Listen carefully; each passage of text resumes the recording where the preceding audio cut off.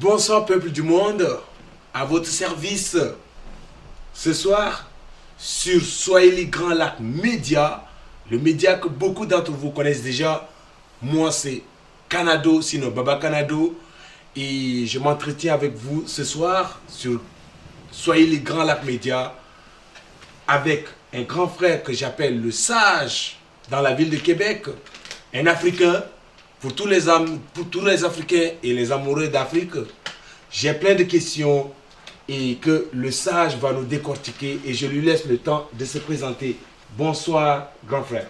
Bonsoir, Canado. Bienvenue sur Swahili Grand Lac Média, le média des Africains, le média des jeunes qui ont plein de questions. Et je vous laisse le temps de vous présenter à nos téléspectateurs. Merci beaucoup, merveilleux aussi. Ça me fait plaisir d'être ici à votre invitation. Merci. Au Swahili Grand Lac Média. En effet, je m'appelle Nkyoku Ilelo Guillaume. Je suis Canadien d'origine congolaise qui habite à Québec. Dans ma vie à Québec, comme tous les autres peuples du monde, Oui. ou plus particulièrement à Québec, j'ai déjà beaucoup travaillé dans plein d'endroits. Comme profession, je suis travailleur social, j'ai un bac en service social de l'Université Laval. Ok. J'ai déjà travaillé au ministère de la Sécurité publique, en milieu correctionnel. Je travaillais avec la communauté migrante de la ville de Québec, surtout pour aider les jeunes à s'intégrer dans cette communauté. Voilà, je peux que citer ça comme une expérience de ma vie ici au Canada.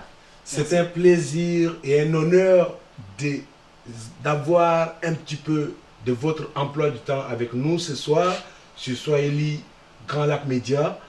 Et ici, vous n'êtes pas en interview traditionnelle des médias, mais c'est beaucoup plus l'échange avec des jeunes frères dont je suis et que d'autres sont derrière la caméra et d'autres qui vont nous voir. Votre parcours en tant que Congolais, comment vous êtes arrivé au Québec et pourquoi vous êtes arrivé au Québec? Je suis arrivé au Québec comme un immigrant récit. Dans les statuts de l'immigration canadienne, quand on dit immigrant récit, c'est-à-dire quelqu'un qui a quitté son pays, est allé dans un autre pays à cause soit de la guerre ou de torture ou de maltraitance dans son pays d'origine. Et à partir du troisième pays, il quitte le pays, il s'en va dans un autre pays d'immigration. On l'appelle immigrant récit. Et immigrant récit parce que je suis arrivé au Canada avec le statut de résident permanent. Parce que j'ai eu tous les papiers quand j'étais encore réfugié à l'extérieur de mon pays, Congo, et le Canada, qui était la Tanzanie. Comme on dit chez nous au Québec, puisqu'on parle québécois, bienvenue chez toi. Ça me fait plaisir, man. Bienvenue chez toi. Pour ne pas tourner autour du pot, on ne profite pas trop longtemps du temps d'un grand homme que vous êtes. Et moi, je suis un jeune qui aime l'Afrique et je suis du Tchad. Chers amis, chers téléspectateurs, moi, je suis un jeune Tchadien. Et oui, je suis aussi à Québec. Ça va faire déjà plus de 10 ans. Et ça rejoint tout ce que le sage a expliqué. Et de loin, j'observe l'actualité sur le continent. Ça bouge tout le temps. Et ces derniers moments, ça bouge dans le pays du sage. C'est pour ça que moi et les frères, nous avons des questions par la sagesse du sage. Permettez-moi de le dire comme ça, le répéter. De nous expliquer ce qui se passe au Congo, dans son pays. Qu'est-ce qui se passe au Congo, grand sage? Merci pour la question, c'est une grande question. Quand tu me demandes aujourd'hui qu'est-ce qui se passe au Congo, la réponse est la plus simple et celle qui peut sortir de la bouche de n'importe qui, de n'importe Congolais. Il te dira qu'il y a la guerre à l'est du Congo. Point à la ligne. Et après cette réponse, tu me diras pourquoi il y a la guerre au Congo. Il y a la guerre au Congo parce que le Congo regorge les minéraux stratégiques que le monde entier cherche. Je vais t'expliquer, là je suis en train de répondre à une question que je me suis posée moi-même. Le Congo, c'est un grand pays. Moi, quand j'étais encore à l'école secondaire au Congo, nous avions étudié quelque chose qu'on appelait le tableau de main d'élèves. Ici au Canada, on l'appelle le système périodique. Et Oui. chez nous aussi, on l'appelait comme ça, système périodique. Oui. Mais le nom couramment, qui était connu par beaucoup de gens, on l'appelait le tableau de main d'élèves. Tous les minéraux qui étaient sur le tableau de main d'élèves, le Congo les regorge. Et d'autres minéraux qu'en Mendeleev, parce que Mendeleev c'est une personne, un chimiste qui a établi ces minéraux-là. Quand Mendeleev a fait son travail, il y avait d'autres minéraux qui n'étaient pas découverts. Le Congo les regorge. Alors, les puissances du monde, qui travaillent avec les mauvais pays à côté, parce que le Congo aussi, une chose qu'il faut retenir, c'est parmi les pays rares au monde qui, à lui seul, compte 9 pays frontaliers.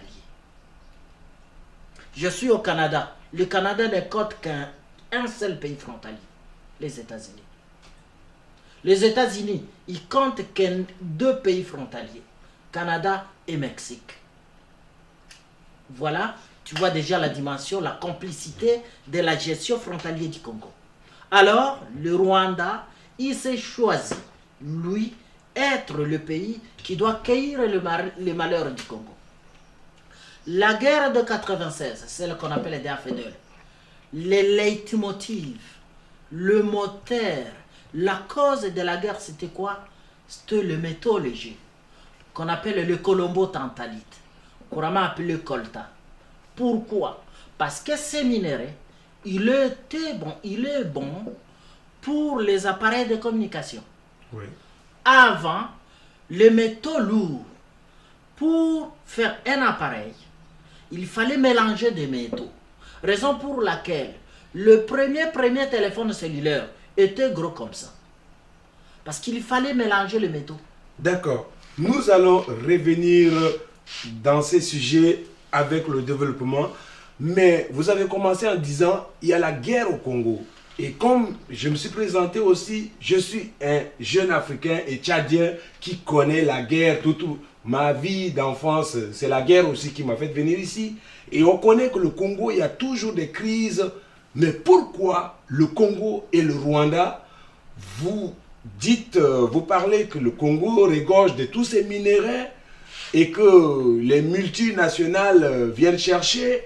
Mais pourquoi aujourd'hui, là on allume la télévision, nous venons d'écouter que le Congo et le Rwanda sont en train de se rentrer dedans, comme on dit. Le Congo a rappelé son ambassadeur. Pourquoi aujourd'hui cette escalade-là?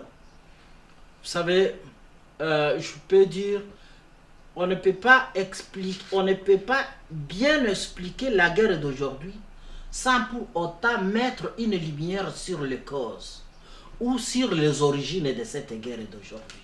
Oui. Parce qu'aujourd'hui, on parle de M23. Je vais te dire que M23... qui est une mouvance rébellion. Mouvance rébellion, c'est le petit ou c'est le fils de RCD. M23, c'est le fils de RCD. Je peux en compter depuis 1996. C'est juste les noms qu'on a changés. On changeait seulement les noms. C'est le même mouvement. Alors, arrivé aujourd'hui, le M23, qui s'est dit un mouvement rebelle, ce n'est pas un mouvement rebelle. C'est un mouvement des terroristes.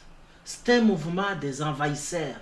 C'est un mouvement créé par le Rwanda pour les intérêts du Rwanda et le multinational. Mais si je vous prends au mot, comme on dit, vous venez de mentionner la grandeur du Congo avec 9 pays voisins et je n'ai pas les chiffres de la superficie du Rwanda qui n'est qu'un petit point à côté du Congo. Et comment est-ce que vous parlez des années 1996 et que le Grand Congo n'arrive pas à régler le problème avec minuscule, désolé, superficie qui est Rwanda? Pourquoi le Rwanda nous montre ou bien on a l'impression que le Rwanda petit est aussi fort que ça. Ouais, je peux te répondre que quand on fait face, un pays fait face à un autre pays, c'est de dimension un peu complexe. Parce qu'en termes du pays, il n'y a pas un pays plus gros qu'un autre. Parce que ce sont des États. C'est comme nous les humains. Que vous soyez grand, gros, un humain c'est un humain. Même un enfant de 2 mois, quelqu'un de 50 ans, vous êtes tous des humains. On ne peut pas dire que quelqu'un est plus important que l'autre. Ce n'est pas la grandeur de superficie qui va dire que le Congo est plus important que le Rwanda, parce que ce sont des États. La question qui peut se poser, nous sommes peuplés, nous sommes une grande population par rapport à la population rwandaise. Donc nous sommes supposés avoir une grande armée par rapport à l'armée rwandaise. Et là, je vais quitter dans la superficie, je vais te parler de la politique. Parce que c'est la politique qui gère ces dimensions. C'est la politique qui fait qu'un pays soit plus puissant qu'un autre. Ce n'est pas la superficie. Donc, au niveau de la superficie, oublie ça. C'est question de la politique. Eh bien, est-ce que j'ai bien répondu? La politique, Ouais. l'art de diriger Ouais. une société. D'accord, on laisse la grandeur superficielle des pays et comme vous avez commencé, et nous sommes sur un sujet conflit armé. Quel est l'état de l'armée congolaise aujourd'hui? L'état de l'armée congolaise aujourd'hui, on ne peut pas se le cacher, à mon humble avis. D'ailleurs, le Congolais comme un peuple, il se débrouille à un niveau incroyable, comme un peuple. Et si je dis le Congolais comme un peuple, y compris son armée. L'armée congolaise, c'est une armée qui s'en va au front avec le moindre. C'est-à-dire, un militaire, il s'en va au front, mais il ne sait pas chez lui qu'est-ce que ses enfants ont mangé. Il ne sait pas chez lui où est-ce que sa femme a payé le loyer. C'est ça l'armée congolaise. Mais malgré tout ça, ils vont aller se battre. C'est pour dire que le gouvernement congolais aujourd'hui, c'est un gouvernement qui a négligé beaucoup à subvenir aux besoins du système de la sécurité du pays. Ça, il faut l'accepter. Moi, à mon avis personnel, voilà un Congolais. Parce qu'il y a des soldats au Congo qui sont incapables de payer même les frais scolaires de leurs enfants. Mais il va aller se battre pour le pays. Une armée sans la tête, vous voulez nous dire, et en voyant les développements sur les chaînes internationales, du développement de ce qui se passe sur le terrain à Goma, bien sûr, où ça se dit que la ville de Goma est sur le point de tomber, et une armée dont la tête ne pense pas aux soldats, et on a vu que des soldats des Nations Unies sont tombés sous des balles. Et quel est le rôle de l'Occident, sinon des Nations Unies, dans ce qui se passe au Congo? Les Nations Unies, je vais vous dire un principe international de la politique bilatérale. C'est qu'on ne soutient pas un faible. Si tu soutiens un faible, quand tu l'as éliminé, tu es éliminé avec lui. C'est-à-dire le national, raison pour laquelle j'ai toujours dit, arrêtez de dire la communauté internationale. La communauté internationale n'a affaire. Il va avoir affaire avec le fort. C'est ça la dimension. Raison pour laquelle je dis, notre armée est en train de se débrouiller dans le vide. Notre armée est mal entretenue. Raison pour laquelle elle est faible. Mais comme un peuple, raison pour laquelle je reviens aux Congolais comme un peuple. C'est un peuple qui a fait un travail remarquable. Ici, je me souviens de Charles Onana. Charles Onana, dans l'une de ses entrevues, excuse-moi, je ne sais qui est un écrivain d'origine camerounaise, qui déclare la guerre au Congo. De faire de grandes choses pour le Congo. Oui. Charles Onana a dit que ce que le Congo est en train de traverser, ce sont les résidus. Le résidu, c'est que tout a été passé, il y a quelque chose, les dégâts qui sont restés, on est en train de les ramasser. Parce que les gros dégâts est déjà passé. C'est pour dire que le Congolais a fait un travail. Le Congolais comme un peuple, je reviens. Le Congolais comme un peuple a fait un grand travail d'éliminer tout le plat qui était monté contre le Congo. Parce que le Congo, on ne se le cache pas. Le plan des Occidents, de beaucoup de pays occidentaux, et pour bien exploiter les richesses du Congo, ils voulaient balkaniser le Congo. Mais ce n'est pas le gouvernement congolais qui a résisté. C'est le peuple congolais qui a résisté. Aujourd'hui, je vais vous dire une chose. Il y a au Nord Kivu. Allez au Nord Kivu. Oui. Bien que les gens meurent, si vous les dites qu'on va diviser le Congo, on veut créer un autre pays, ils ne veulent pas. Peu importe, il n'y a aucun Congolais qui veut balkaniser. Vous venez de valider quelque chose que la communauté internationale ne soutient que l'effort. Oh. Et nous rappelons, il y a de cela quelques mois, en 2024, où le président Félix Tshisekedi avait annoncé être prêt à s'engager en guerre avec le Rwanda.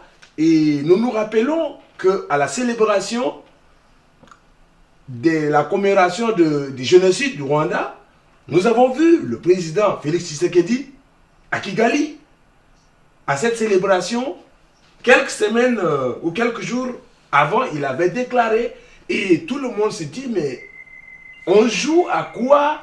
Qui est quoi? Qui fait quoi? Et le président lui-même, l'excellence, qui vient de décliner l'invitation du Kenya, à quel jeu joue le président de la République démocratique du Congo? Effectivement, je peux répondre quel jeu il joue. Tshisekedi est en train de gouverner à sa période. C'est sûr que personnellement, Tshisekedi comme président du Congo, il y a des actions qu'il pose que personnellement je n'apprécie pas. Une seule de ces actions que j'ai toujours dit haut et fort, que j'apprécie, après Laurent Désiré Kabila. Un autre président qui a pointé le doigt au Rwanda. L'ancien président, oui. C'est Félix. C'est à ce point que je l'apprécie. Mais la faiblesse de Félix, c'est qu'il promet des choses dont il n'est pas capable de faire. Le chien aboie, la caravane passe. Il parle beaucoup de choses, il n'ose pas même à les faire. Et cela laisse le peuple dans le vide. Oui, il a parlé de ça. Oui, Félix y a parlé à un moment donné, je l'ai écouté aussi quand il était à Goma. Oui. Il a dit à la moindre escarmouche. C'est un terme qui a été enregistré et beaucoup de médias le disent. À la moindre escarmouche, lui, il va descendre au Rwanda. Mais qu'est-ce qu'il attend? C'est l'armée rwandaise. La garde présidentielle rwandaise est à Goma. Mais vous attendez quoi? C'est moindre escarmouche. Aujourd'hui, moi, si à sa place, qu'est-ce que je ferais? Je pouvais tout arrêter et déclarer tout le pays est en guerre. Et tout Congolais doit être dans la position de guerre.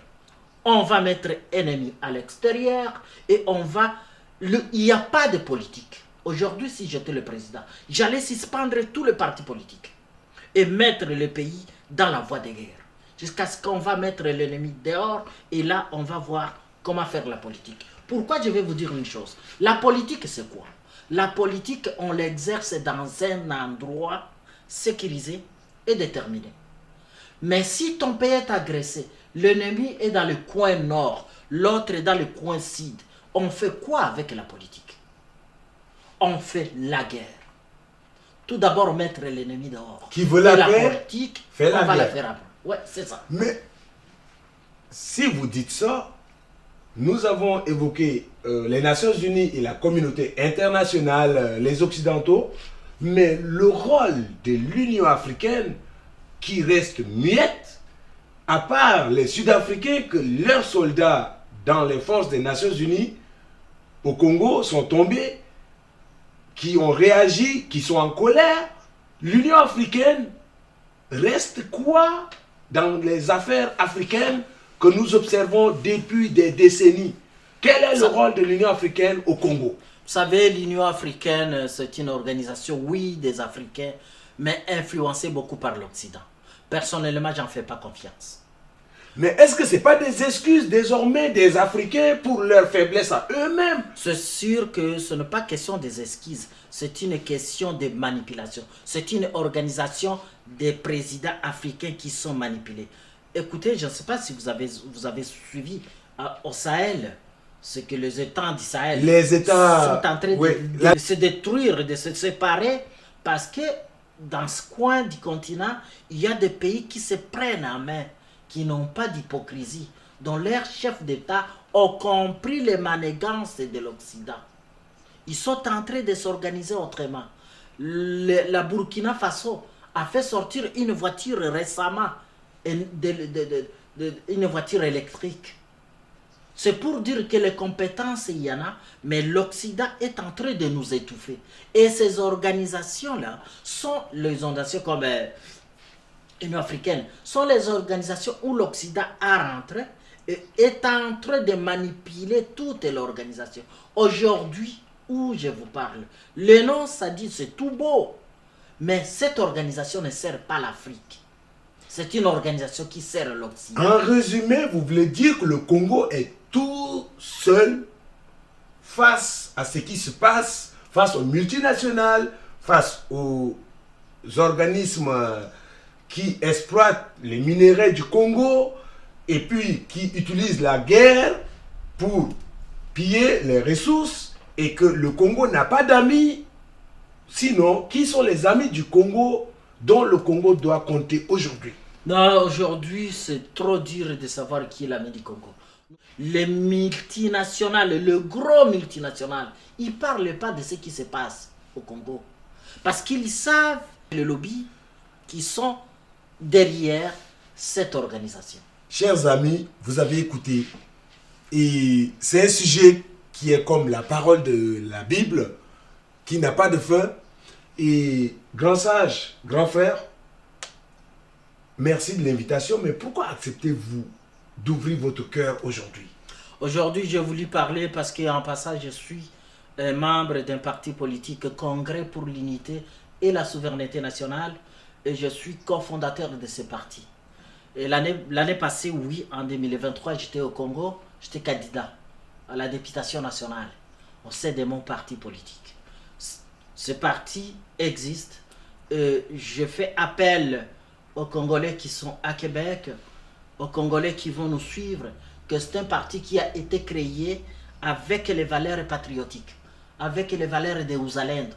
Parce que si je m'attelle à expliquer Ouzalendo c'est quoi, la majorité savent que Ouzalendo c'est un terme pour dire le patriotisme, mais Ouzalendo c'est quoi? Ouzalendo c'est quelqu'un qui est capable de se battre pour son pays, qui est capable de se priver de ce plaisir pour son pays. Quelqu'un qui est capable de savoir ses compétences et ses limites. Voilà ce qu'on appelle Ouzalendo, dans toutes les sphères de la vie.